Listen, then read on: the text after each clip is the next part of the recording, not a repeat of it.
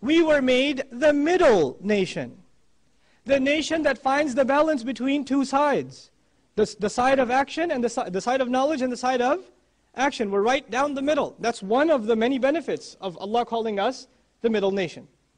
Now, why were we made the middle nation? You know, you would think this is a cause for celebration. We are finally made a middle nation. Yes, awesome. But Allah Azza wa Jal never gives an honor. He never gives a position, except that He brings with it a lot of responsibility. So in the same ayah, it's not even the next ayah. You can't even finish this ayah without getting to the responsibility.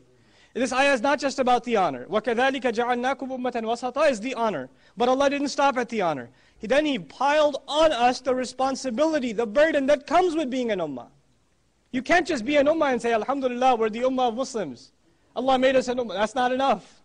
That's not enough. And by the way, if that was enough, you would be just like Bani Israel, who said we're the chosen people. That's enough for us. We don't need to take any responsibility because we already got the boarding pass to Jannah, we're set. You know, that's not the case with us. What did Allah say? لِتَكُونُوا شُهَدَاءَ عَلَى النَّاسِ لِتَكُونُوا شُهَدَاءَ عَلَى النَّاسِ I've made you a middle nation so you can be witnesses against all people.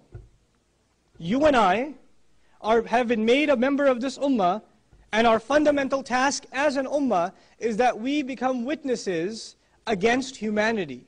You know what that means? That we carry Islam when we open our mouth, and we carry Islam with our character, the way we do business with people, the kinds of neighbors we are, the way we cross the street, the way we talk back, the way we deal with ignorance. We are constantly witnesses against humanity that this is what a Muslim is. Your co-workers are going to the party, they're going to the bar, they're going to have a beer, and you're going to say no.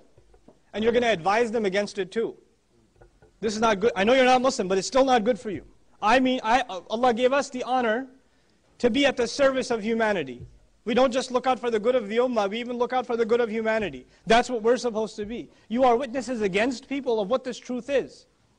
But if you and I, if our Islam, if our dedication to Allah does not go beyond the four walls of this masjid, if we are a different person outside, and we're a different person in here, and you wouldn't recognize that person outside, you wouldn't know, is that the same guy I saw at the masjid? Really? He's Muslim? Oh my God. Subhanallah. You know, then this is a serious problem. Then and by the way, what shahada ala nas, this concept that is so heavy in our deen, you know what that means? On Judgment Day, people that were around us, that had the opportunity to interact with us, that saw us, that were with us, our co-workers, our friends, our neighbors, even our non-Muslim family, all of them will testify on Judgment Day that this Muslim that was my friend, my co-worker, my neighbor, I never saw a glimpse of Islam in him. He never brought it up. It's not my fault. They will have a case against us. Even though they have their own responsibility, we are supposed to be witnesses against them, because if we're not witnesses against them, they will be witnesses against us. It's either one or the other. We're going to court either way. Judgment Day, we're going to court either way. But we have to decide which side we're going to stand on. And if this isn't bad enough, Allah Azza wa Jal adds another responsibility. Sallallahu alayhi wasallam, the messenger is mentioned. He says, وَيَكُونَ الرَّسُولُ عَلَيْكُمْ شَهِيدًا. And the messenger, sallallahu alayhi wasallam, will be a witness against you. The messenger will be a witness against you. The ayah is not done. The ayah is still not done. But I want to focus on this part of the ayah. It's a very heavy part of the ayah. Similar ayat have occurred in other places in the Quran. One of the poets of the Prophet ﷺ among his companions was Hassan ibn Thabit. Beautiful voice. He used to have Hassan ibn Thabit recite poetry to fire the troops up when they would go on military expeditions. He loved his voice so much, he calls him one time and he says, Hassan, recite Quran to me. And Hassan is shocked. Messenger of Allah, you want me to recite Quran to you? It was revealed to you. And he says, but I love to listen. And so he starts reciting Quran. He starts reciting Surah An-Nisa, the 4th surah. And he's reciting, and the messenger is enjoying the recitation, and he gets to an ayah. وَكَيْفَ إِذَا جِئْنَا مِنْ كُلِّ أُمَّةٍ بِشَهِيدٍ وَجِئْنَا بِكَ عَلَى هَؤُلَاءِ شَهِيدًا. How will it be when we bring a witness against every nation, And we will bring you, meaning Muhammad sallallahu alayhi wasallam, we will bring you as a witness against these, meaning the Muslims. We will bring you as a witness against these. The Messenger alayhi salatu wasalam, Hassan looks up, he looks at the Messenger's face, it is drenched in tears, and he's saying, Hasbuk, Hasbuk, stop, I can't take anymore. He asked him to stop reciting Quran at that point. Why? Because of the weight of what it means that the Messenger will be a witness against us. Well, you know what that means? That means the Messenger of Allah sallallahu alaihi wasallam, before he left this world, before his worldly life, that component of his life came to an end, he took a witness from all of us. Did I deliver the message? Did I do my job? And we all testified as an ummah. Yes, addayta al-amana wa nasahta al-ummah. You gave the trust. You passed it on. The trust that was given to you, you passed it on. Now, فَلْيُبَلِّغِ الشَّاهِدَ الْغَائِبِ. Then he says, then the one who is here better deliver it to the one who isn't here. You better be witnesses to humanity. And if we don't do this job, guess who's going to be complaining about us on Judgment Day? The Messenger of Allah sallallahu alaihi wasallam. These people, I left them a job. They took witness that they will do this job. And they knew this book and they didn't carry it. It didn't reflect in their personality. The mouth opened, but it never had the word of Allah on it.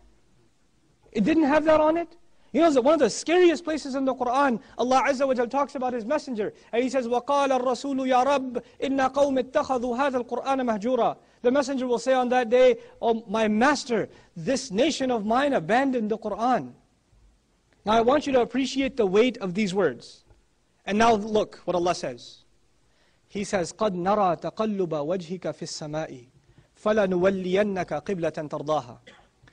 Allah says to His Messenger, sallallahu alaihi wasallam, He says, we saw your face turn to the sky. The Messenger is in Medina. He's still praying towards Aqsa. His back is towards Makkah. And he misses the house that his father built. It hurts him that he has to turn his back to the house built by Ibrahim alayhi salam. It hurts his feelings. But he doesn't complain to Allah. You know what he does? He looks at the sky. That's all he does. He just looks at the sky. And Allah reveals the ayah, we saw your face turning to the sky.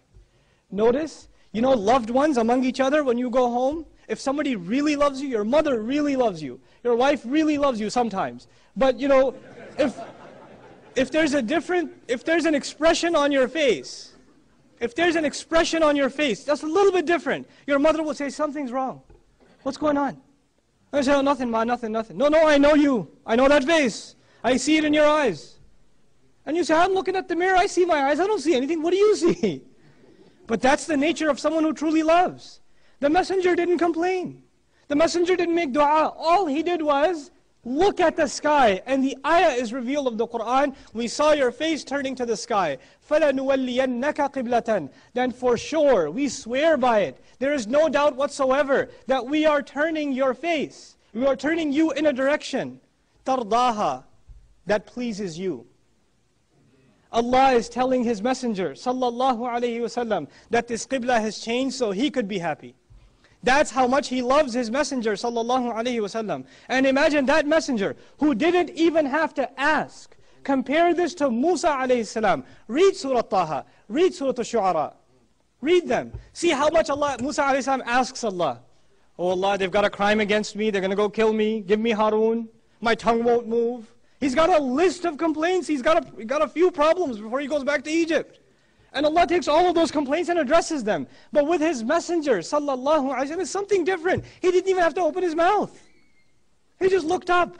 And billions of people will pray in a different direction. So this man, sallallahu alaihi wasallam, will be pleased. That's the relationship Allah has with His Messenger. And if that Messenger complains against you and me, what lawyer are you and I going to get? What case are we going to have? We have no case left. We have no case left.